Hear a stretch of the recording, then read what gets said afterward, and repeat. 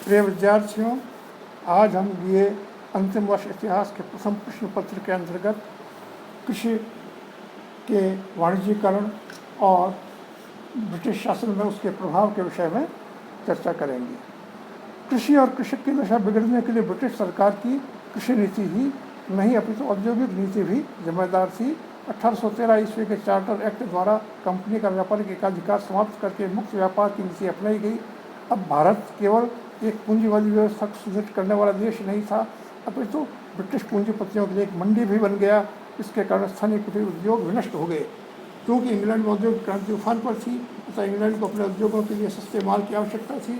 इस कारण भारत कच्चे माल का उत्पादन करने वाला देश बनकर रह गया। अब भारत को ब्रिटेन में बने माल की खपत करने वाले बाजार और कच्चा माल उपलब्ध करने वाले उपनिवेश की दोहरी भूमिका निभानी थी। भारत को केवल उन्हीं वस्तुओं का उत्पादन करना था जिनकी इंग्लैंड के बिलों को एवं इंग्लैंड वासियों को आवश्यकता थी। इसके अतिरिक्त भारत में पूंजीवादी व्यवस्था बढ़ने के साथ साथ नई लगान नीति के कारण किसानों को नकद राशि की आवश्यकता थी। इसलिए अब किसान विभिन्न फसलों को उगाने के लिए विवश हुए जिनका बाजार में क्रय विक्रय हो सके, जबकि इससे पहले किसान केवल उन्हीं फसलों को उगाता था जिनकी खपत स्थानीय स्तर पर होती थी।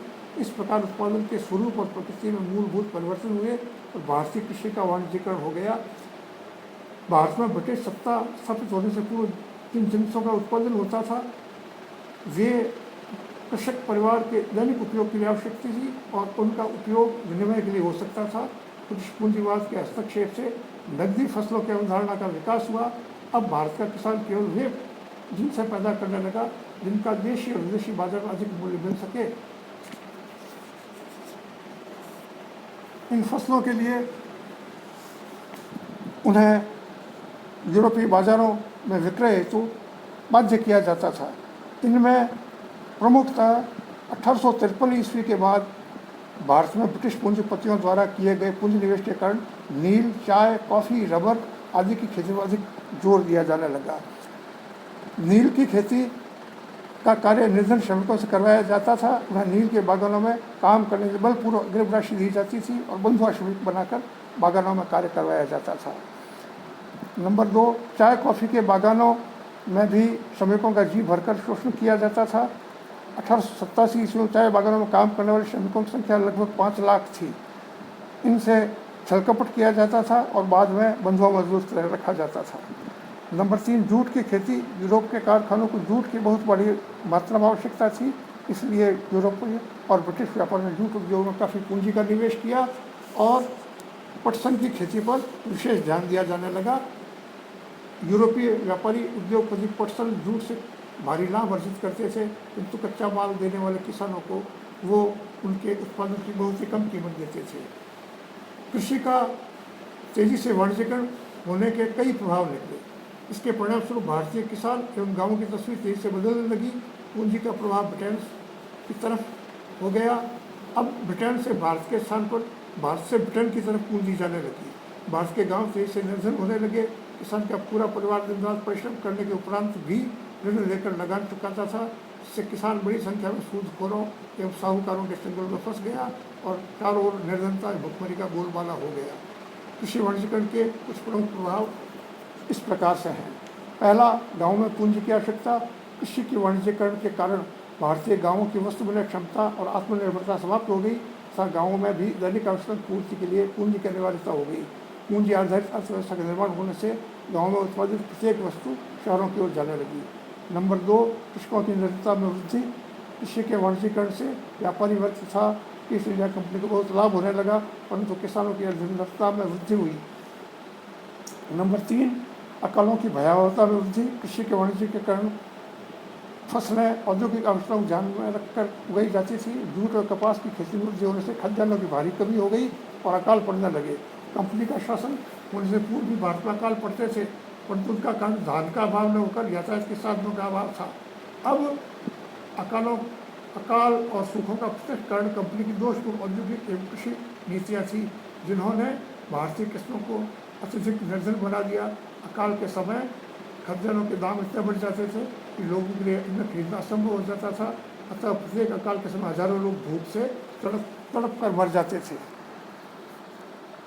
नंबर 4, कृषकों के विद्रोह। नकदी फसलों की खेती के कारण किसानों का शहरों में आना जाना बढ़ गया। इससे किसानों में राजनीतिक चेतना का प्रादुर्भाव हुआ। इस चेतना ने किसानों को शोषण कार्यों के विरुद्ध विद्रोह करने के लिए उकसाया। जैसे जैसे पूंजीवादी व्यवस्था कठोर होती गई, कृषक विद्रोह भी बढ़ने लगे। 1857 ईस्वी में दक्कन में मराठा किसानों ने साहूकारों के विरुद्ध बगावत की। किसानों में असंतोष को कम करने के लिए 1879 ईस्वी में दक्कन काश्तकारी सहायता अधिनियम पारित किया गया। 1870 में बंगाल के बटाईदारों का आर्थिक संकट बढ़ने पर उन्होंने लगान देने से मना कर दिया। इस समय संथालों ने भी विद्रोह किया। इस कारण 1885 ईस्वी में बंगाल काश्तकारी अधिनियम पारित किया गया। नंबर 5, नवीन आर्थिक सामाजिक वर्गों का उदय। ब्रिटिश सरकार ने भारतीय सामंती व्यवस्था को समाप्त करके जमींदार, छोटे काश्तकार, खेतिहर मजदूर आदि नवीन आर्थिक सामाजिक वर्गों को जन्म दिया। नई लगान व्यवस्था ने भी भारतीय ग्रामीण सामाजिक संबंधों पर गहरा प्रभाव डाला। परंपरागत रूप से भारतीय ग्रामीण सामुदायिक सदस्यों में परस्पर संबंधों का निर्माण जातिगत संबंधों, धार्मिक आधार, परंपरा या रीति रिवाजों पर आधारित था। ब्रिटिश कानूनों तथा आर्थिक नीतियों ने परंपरागत सामाजिक और जातीय संबंधों को शिथिल कर दिया। ब्रिटिश आर्थिक नीति के फलस्वरूप सामाजिक आर्थिक वर्ग अस्तित्व में आए। उनमें सबसे तीसरी सीढ़ी पर निम्न वर्ग था। नंबर 6, भूमिहीन एवं श्रमिक वर्ग का उदय। ब्रिटिश कृषि नीति, आर्थिक नीति और लगान प्रणाली के परिणामस्वरूप छोटे किसानों की जमीन उनके अधिकार से निकलकर साहूकारों के पास पहुंचने लगी। इससे भारतीय किसान भूमिहीन होकर खेतीहर श्रमिक में परिणत होने लगे।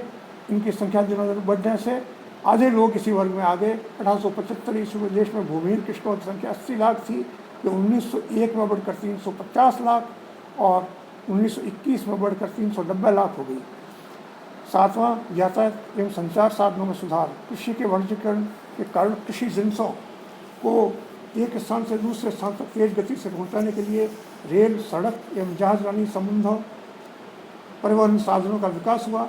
जिन्सों की बिक्री, सौदे एवं भाव आदि सूचनाएं एक स्थान से दूसरे स्थान तक पहुंचाने के लिए डाक तार एवं टेलीफोन आदि संचार व्यवस्थाओं का विकास हुआ। कंपनी ने भारत के प्रमुख व्यापारिक मार्गों पर अच्छी सड़कों का निर्माण किया ताकि बंदरगाहों तक कच्चा माल पहुंचाने में सुविधा हो सके। यूरोपीय लेखकों ने लिखा है कि यह भारतीयों के जीवन स्तर को ऊंचा उठाने और विकसित करने के लिए किया गया, जबकि वास्तविकता यह नहीं थी। ये समस्त कार्य केवल इसलिए किए गए ताकि वे भारतीय कच्चा माल लंकाशायर और मैनचेस्टर की मिलों तक सहूलता से पहुंचा सकें तथा वहां उत्पादित माल को भारत के दूरस्थ गांवों तक पहुंचा सकें। नंबर 8, विश्वव्यापी मंदी की मार। भारत का किसान कृषि के वाणिज्यीकरण से पहले विश्वव्यापी मंदियों के दौर से बेअसर रहता था। तब उसकी प्रतिस्पर्धा विश्व भर के किसानों से थी, इसलिए उसका भी मंदी के चपेट में आ जाना स्वाभाविक था। भारत में वर्ष 1928-29 की मंदी के दौर से पहले 10 अरब 34 करोड़ रुपए मूल्य की पैदावार होती थी, जो 1933 ईस्वी में घटकर केवल 4 अरब 73 करोड़ रुपए मूल्य की रह गई। इस प्रकार कृषि के वाणिज्यीकरण और उसके दुष्प्रभाव ने भारतीय कृषि व्यवस्था को नष्ट कर दिया। धन्यवाद।